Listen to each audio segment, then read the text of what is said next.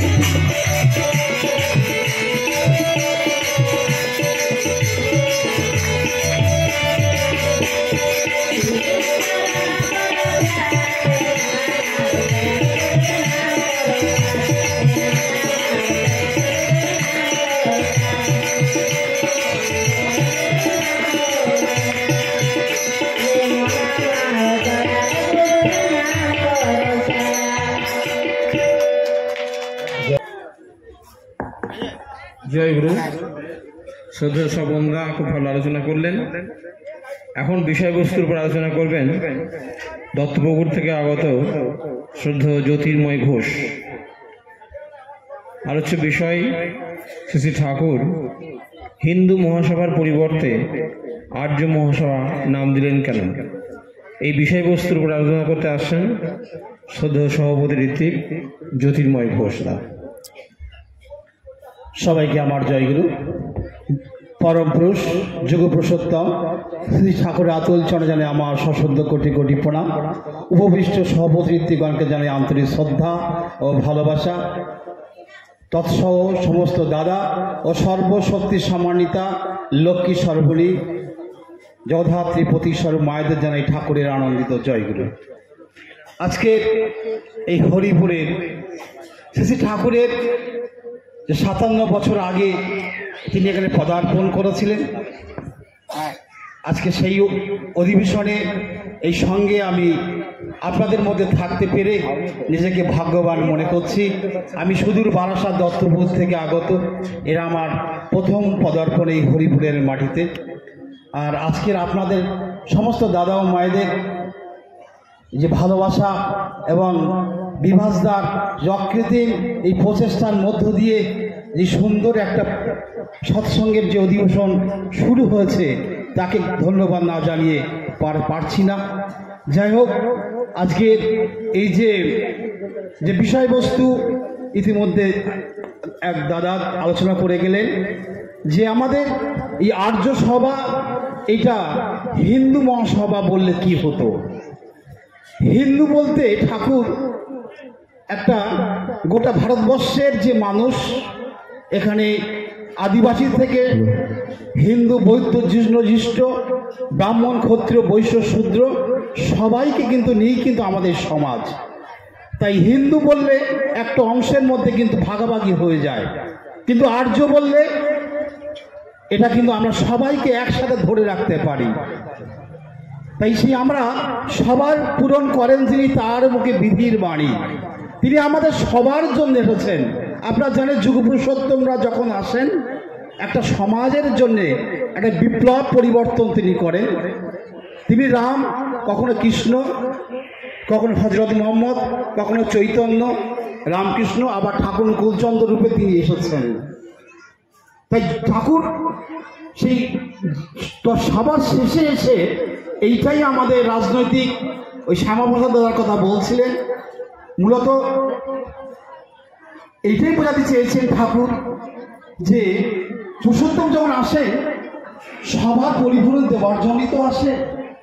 তিনি তো কোনো জাতি ভেদ করেন না, সে ঈশ্বর মানুক বা ঈশ্বর না মানুক, সবার জন্য তিনি কিন্তু আসেন। আর সবাইকে নিয়েই এই সৎসঙ্গ। তাই আমি একটু এই আলোচনার প্রসঙ্গে একটু পাশাপাশি একটা কথা তুলে ধরতে চাইছি। যারা এখানে বসে আছেন, যারা ঈশ্বর বিশ্বাস করেন বা মানেন, তাদের মধ্যে আমরা লক্ষ্য করে দেখেছি তারা কিন্তু আমরা সেই দেব দেবতাকেও আমরা কিন্তু এখনো কিন্তু পূজিত করি। দেব দেবতাকেও আমরা বেশি প্রাধান্য দিই। তা ঠাকুর আমাদের এখানে একটা ছোট্ট বাণী দিয়ে আমাদেরকে বলছেন, যথাযথ কিনা বলুন, আপনারাই ভাব বিচার করবেন, যে পুরুষোত্তম আসেন যখন ইষ্ট আচার্য তিনিই গুরু। পুরুষোত্তম আসেন যখন ইষ্ট আচার্য তিনিই গুরু, তিনি সবার জীবন দ্বারা, তিনি সবার জীবনে মেরু। অর্থাৎ তিনি যখন আসেন তিনি একদিকে আচার্য, আবার তিনিই গুরু, তিনি আমাদের গুরু পুরুষোত্তম রূপে তিনি আবির্ভূত হন। তাই তিনি আমাদেরকে ওই একজনের জন্যই কিন্তু বলছেন। আমি যে কথা শুরু করছিলাম যে অবতার পুরুষ যখন আসেন তখন ব্যক্তি জন্য আসেন না, সমগ্র মানব জাতির মঙ্গল সাধিত কিভাবে হবে, কিভাবে আমরা সুস্থ স্বাস্থ্যভাবে আমরা জীবনযাপন করব, উন্নতভাবে জীবন গড়ে উঠবে কি করে, তার তিনি পথ দেখান। তাই আমাদের উচিত হবে কে হিন্দু, কে মুসলিম, কে জৈন, সব কিছু ভেদাভেদ ভুলে ওই পরম পুরুষ যে পুরুষোত্তম রূপে তাকে ধরতে হবে। তিনি হচ্ছে আমাদের বাঁচা বাড়ার একমাত্র মূল প্রতীক, তা তাকে অনুসরণ করতে হবে। এই প্রসঙ্গে ঠাকুর আমি আরেকটা কথা বাণী বলছেন যে যুগপুরুষ জন্ম সিদ্ধ মন্ত্র প্রতীক তিনি, সিদ্ধগুরু তাকেই বলে সাধন সিদ্ধ যিনি। তা যুগপুরুষ যিনি আসেন তিনি হচ্ছে সমস্ত কিছু মানে সমস্ত কিছু জ্ঞানের ঊর্ধ্বে, তার আমাদের যে চিন্তার ঊর্ধ্বে তিনি পরম পুরুষ। তিনি আমাদের সমস্ত ব্যাপারটা তিনি জানেন, মানুষের উত্থান পতন সব কিছু তিনি ভাবেন, জানেন।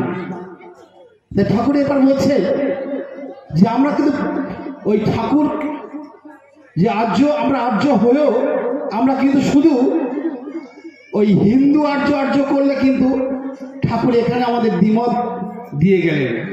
কারণ যে আর্য বলতে আমরা শুধু যে দাদা পূর্বে দাদা একটা কথা বলছেন বারবার না বলাই ভালো, যেখানে শুধু একটা জাতি বা গোষ্ঠীর কথা না, গোটা সমাজের কথা তিনি এর মধ্যে কিন্তু ঢুকিয়ে দিতে চেয়েছেন। তো সেটাই তো আমাদের বাঁচা পড়ার একমাত্র পথ হতে পারে। তাই হিন্দু আমরা ঠিকই, এটা আমরা গর্ব বোধ করতেই পারি, কিন্তু জাতির উন্নতি করতে গেলে আমাদেরকে সবাইকে কিন্তু অগ্রণী ভূমিকা নিতে হবে। তাই ঠাকুরের এককে যদি আমরা অনুসরণ না করি তাহলে কিন্তু আমাদের এই চিন্তা ভাবনা যেমন পরিবর্তন হবে, আমাদের কিন্তু সাধন জগতের কিন্তু পরিবর্তন এসে যাবে। কারণ ঠাকুর এক জায়গায় বলছেন যে বহু দেবতার করলে পূজা, কোন দেবতার হয় না রোষ, বৃক্ষমূলে জল দিলে পাতার সন্তোষ।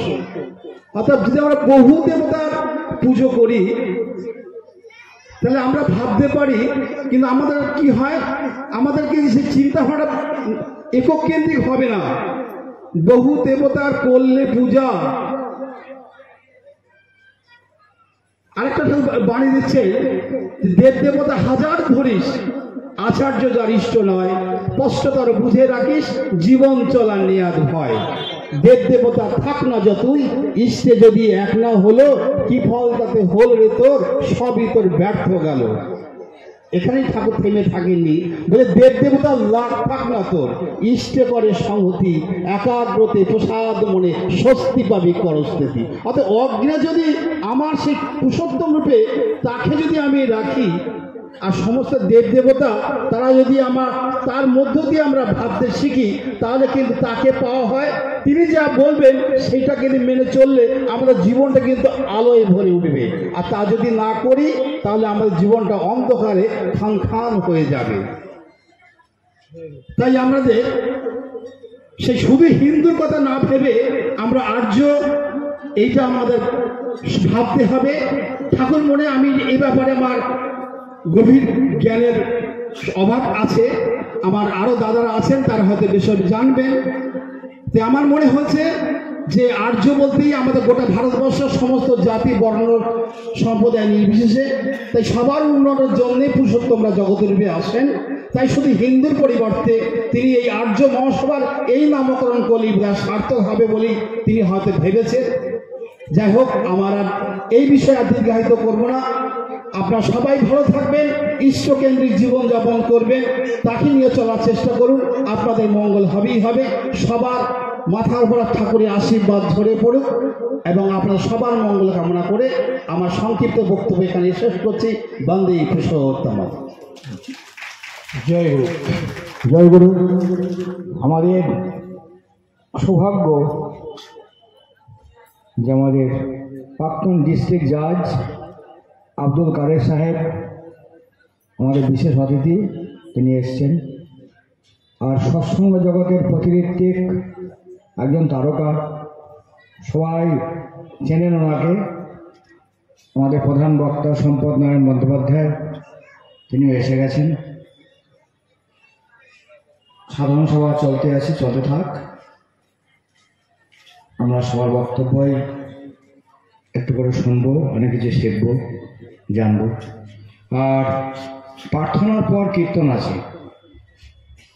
কীর্তন সম্রাট ঠাকুরদাস মণ্ডল এসে গেছেন, প্রার্থনার পরে তার কীর্তন আমরা শুনব। আর আমাদের জাস্টিস দীপক সাহা রায় কীর্তনের আগে তার একটা ছোট্ট বক্তব্য রাখবেন, সেটাও শুনবো প্রার্থনার পর।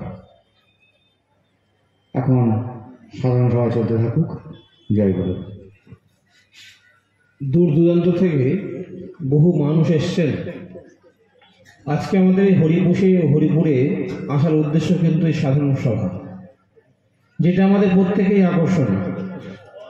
আর সেই আকর্ষণীয় অনুষ্ঠানে আপনারা যদি এদিক ওদিক ঘোরাফেরা করেন, সেটা মনে হয় ঠিক হবে না। তাই যারা এদিক ওদিক ঘোরাফেরা করছেন, মূল মঞ্চের সামনে এসে আপনারা আসন সংগ্রহ করুন এবং আলোচ্য বিষয় সম্পর্কে একটা ধ্যান এবং ধারণা তৈরি করুন। এতক্ষণ আলোচনা করছিলেন বিভিন্ন বক্তা। আমি এখন এই বিষয়বস্তুর উপরে আলোচনা করবার জন্য ডাকছি শ্রদ্ধেয় সভাপতি ঋত্বিক বিভাসচন্দ্র অধিকারী। তিনি এই বিষয়বস্তুর উপরে দীর্ঘ আলোচনা করবেন। মঞ্চে উপস্থিত জ্ঞানীগুণীজন, জাজ সাহেব সহ প্রতিনিধিক সম্পদ নয়ন বন্দ্যোপাধ্যায় তিনি সহ অন্যান্য যারা ঋত্বিক দেবতাগণ আছেন, তাদের সবাইকে আমার প্রণাম জানিয়ে আপনাদের সবাইকে আমার প্রণাম জানিয়ে কয়েকটা কথা বলি। দেখুন, ঈশ্বর একই বৈশিষ্ট্যওয়ালা মানুষের একটা গুচ্ছ ব্যাপারটা বোঝেন, কিন্তু ভেদাভেদ বুঝেন না। এই ভেদাভেদ আমরাই করে বসে আছি। আবার আমরা সমাজটাকে যেমনভাবে চালাই, তার প্রতি তার একটা দৃষ্টি থাকে। এই সমাজকে কেমন করে তৈরি করলাম, কোন মানুষ কেমন চালচলনে অভ্যস্ত,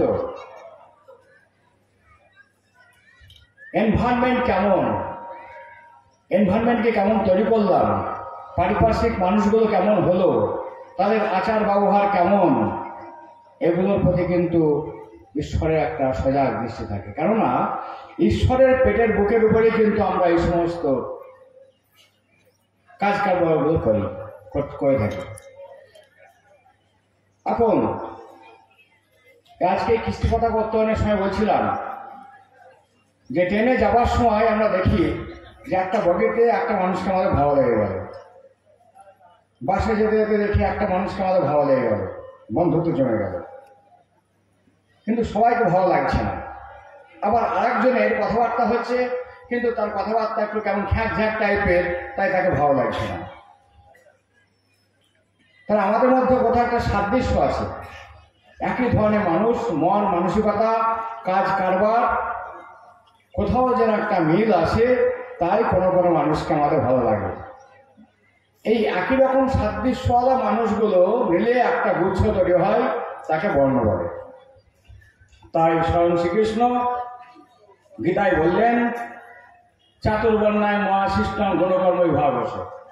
গুণ এবং কর্ম অনুযায়ী চারটে বর্ণের ধারা আছে। আরও তিনি বললেন, শূদ্রৈত জাতির চাকা, বৈশ্য যোগায় দেশের টাকা, ক্ষত্রিয়রা রাজার জাত, সবার পূরণ বিপ্রভাত। আবার দেখুন, মুসলমানদের মধ্যেও কিন্তু শেখ, মোগল, পাঠান, সৈয়দ এই ব্যাপারগুলো আছে। কাজেই আরবিতেই বলি আর সংস্কৃতেই বলি আর যে কোনো ভাষায় বলি না কেন, এই সাদৃশ্যওয়ালা মানুষের যে গুচ্ছতা, সেটা সমস্ত সম্প্রদায়ের মধ্যে আছে। ডক্টর শ্যামাপ্রসাদ মুখার্জি পাবনা আশ্রমে গেছিলেন। আশ্রম ভিজিট করার পর তিনি বললেন, ঠাকুর, আপনার এত বড় আশ্রম, এত মানুষ, আমার সংস্থাকে যদি আপনি একটু মদত করতেন খুব ভালো হতো। বললো, কি নাম আপনার সংস্থার? বললো, হিন্দু মহাসভা। ঠাকুর বললেন, অবতার মহাপুরুষগণ কোনো বিশেষ সম্প্রদায় বা বিশেষ কোনো জাতির জন্য আবির্ভূত হন না, তিনি আসেন না, নামটা পাল্টাই ফেলেন। বললো, কি দেব নাম ঠাকুর? বললো, আর্য মহাসভা নাম দিন। কেননা সবাই আর্য, আর্য সংস্কৃতি আমাদের ভারতবর্ষের একটা প্রাচীনতম সংস্কৃতি। যখন এই বৌদ্ধ ধর্ম, ইসলাম ধর্ম, এই এত ধর্মের অবতারণা ঘটেনি, তখন কিন্তু ঈশ্বর ছিলেন। পুণ্যপথিতে পাই আমরা, তিনি ছিলেন আর আমি ছিলাম, আমি তিনি, আমি তিনি, আমি তিনি। যখন ছিল না সত্তা ছিল, তখন শুধু তিনি ছিলেন আর আমি ছিলাম। যখন এই আকাশ, বাতাস, মাটি, জল, স্থাবর, জঙ্গম, কীট, পতঙ্গ, চন্দ্র, সূর্য, গ্রহ, নক্ষত্র, এই সমস্ত কিছু সৃষ্টি হয় নাই, তখন শুধু আমি ছিলাম। অর্থাৎ আদিতে আমি এক ছিলাম, পরে বহু হলাম। তাহলে দেখুন, ঈশ্বর কিন্তু নিরাকার, চিদ্রূপেণ পরিব্যাপ্তং ত্রৈলোক্যং সচরাচরম। মুসলমানরা ঈশ্বর নিরাকার বললে কখনো কখনো আমাদের রাগ হয়, কারণ আমরা বহু দেবতা পূজা করতে অভ্যস্ত। নিরাকারই তো, কিন্তু পার্থক্য একটাই, তিনি কখনো কখনো চেতনাপ্রবুদ্ধ হয়ে ওঠেন, ইচ্ছা করেন আসবো, তাই মানুষই তন্মাশ্রিত হন, মানুষের শরীর ধারণ করে তার আবির্ভাব ঘটে। তিনি এলেন, একটু পার্থক্য থাকে। মানুষের মতো তাকায়, মানুষের মতো খায়, মানুষের মতো হাঁটে, মানুষের মতো দেখে, মানুষের মতো জরা ব্যাধি সবটা তাকে ভোগ করতে হয়, সুখ দুঃখ সব ভোগ করতে হয়, কিন্তু একটু পার্থক্য। হি জবাব দ্য প্যাশন অ্যান্ড কমপ্লেক্স, সমস্ত বৃত্তি প্রবৃত্তির ঊর্ধ্বে তার স্থায়িত্ব, তার অবস্থান। তাই আমরা যেমন দুঃখে শোকে মুছলে পড়ি, তিনি তেমনটা হন না। অবশ্য his organ is more sensitive, তার সমস্ত অর্গানগুলো ভীষণ সেন্সিটিভ। তাই আমরা যতটা দুঃখ পাই, তিনি যখন সে দুঃখের ভাবে অবস্থান করেন, তার দুঃখ কিন্তু আরো অনেক বেশি ফিল হয়। তাই ঘোড়ার পিঠে চাবুক মারে যখন, ঠাকুরের পিঠেও কিন্তু চাবুকের দাগ ওঠে। এখন কথা হচ্ছে, তার এই অবতরণ এত উচ্চ প্রদেশ থেকে, দয়াল ধামী বলি, গোলক ধামী বলি, যে ধাম বলি না কেন, এত উচ্চ জায়গা থেকে, যে তিনি সমস্ত প্যাশন অ্যান্ড কমপ্লেক্সের ঊর্ধ্বে। আর আমরা যখন ট্রেনে চাপি, ট্রেন যত উপরে ওঠে, তত নদী, নালা, খাল, বিল সব সমান দেখায়, আর যত নিচে থাকি আমরা, তত সেগুলো বাস্তব চোখে পড়ে। এটা পুকুর, এটা খাল, এটা ঢিপি। তাহলে আমরা যত ঊর্ধ্বে উঠব, আমাদের অবস্থান যত ঊর্ধ্বে হবে, আমাদের রিয়ালাইজেশন বা কনসেপশন যত গভীর হবে about the mechanism of the world, বিশ্ব সৃষ্টির যে ধারাপাত, তা যত আমরা জানতে পারবো, শিখতে পারবো, আমরাও কিন্তু সমস্ত মানুষের ঊর্ধ্বে দাঁড়াতে পারবো। তখন মানুষগুলোকে ভালোবাসতে ইচ্ছা করবে, প্রত্যেকটা মানুষকে চুমু খেতে ইচ্ছা করবে। কেন? আমার পরম পিতার যে বানানো স্পন্দন, তা প্রত্যেকটা নারী, পুরুষ, প্রত্যেকটা জীব, পোকা, মাকড়, ইট, পাথর, দেওয়াল সবের মধ্যে আছে। তাই তো তার বুক পানে চেয়ে আমি প্রত্যেকটা মানুষকে এত ভালোবাসি, একটা পিঁপড়েকে পর্যন্ত এত ভালোবাসি। কারো উপরে থুতু ছিটলে আমার মনে হয় কারো উপর বললো না তো। তাহলে তাই যদি হয়, তাহলে একে মারবো, তাকে মারবো, অমুককে হাঁটাবো, মুসলমান আমার দেশ থেকে চলে গেলে আমাদের তার জমি সব আমার ভাই মালিক হবো। আবার মুসলমানরা ভাবছে বাংলাদেশ থেকে সমস্ত হিন্দু চলে গেলে আমরা তার মালিক হবো। একটা বাঁধরামি বা ইতরামি বা নেচ্ছবনা না। এর সঙ্গে ধর্মের কোনো সম্পর্ক নেই, এর সঙ্গে ঈশ্বরের কোনো সম্পর্ক নেই, এর সঙ্গে আল্লাহর কোনো সম্পর্ক নেই। আমি যেমন মুসলমানকে এখানে পয়দা করিনি, মুসলমানও কিন্তু কাউকে এখানে পয়দা করেনি। এগুলো খুব বাঁধামি কথা, খারাপ কথা, কিন্তু ভালো কথা হচ্ছে আমরা সবাই কিন্তু তার সৃষ্ট, তার দয়ায় এসছি। কাজেই খোদার উপর খোদাগিরি করতে যাওয়া কারও মানায় না, কি হিন্দু, কি মুসলমান, কি খ্রিস্টান, কি বৌদ্ধ। এককে ভালোবাসে যে, সে তার সৃষ্টিকে ভালোবাসবে। কি বললো? Love to one is love to all. এককে ভালোবাসতে সবাইকে ভালোবাসতে ইচ্ছা করবে। Prophets are the same.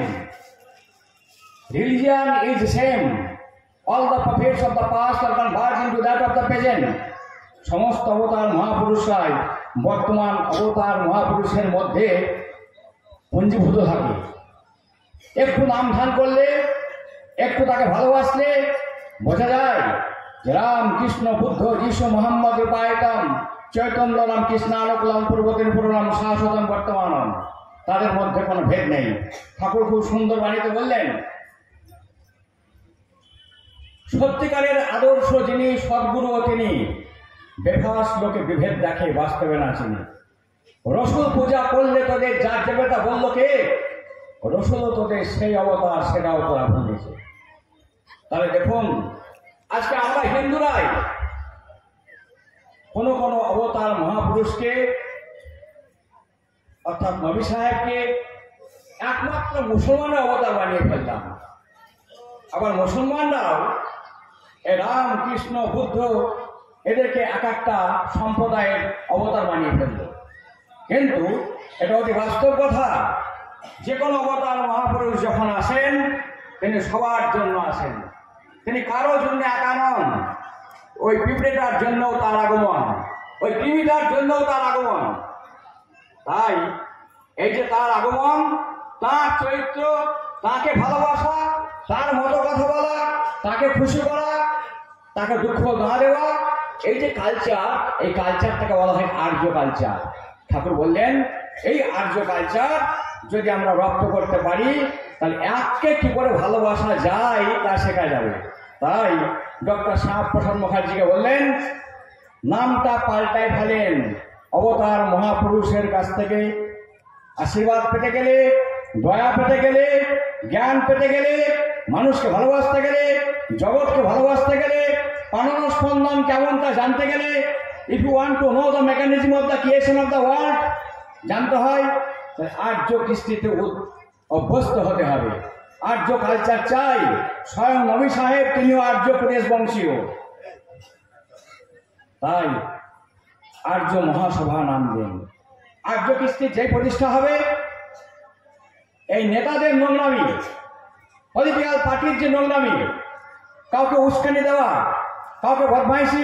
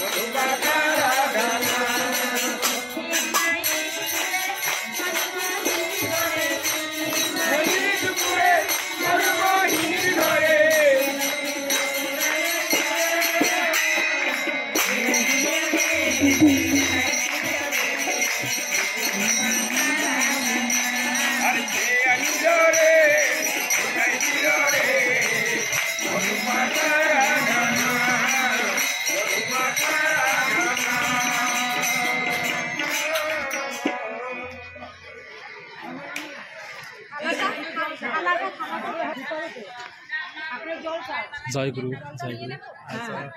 यति राम्रो छ सब निकै राम्रो छ वीरभूम ठाउँमा बङ्गाल र झारखण्डको बोर्डरमा वीरभूम पर्छ यस वीरभूममा निकै राम्रो आज पदयात्रा भयो तपाईँलाई कस्तो लाग्छ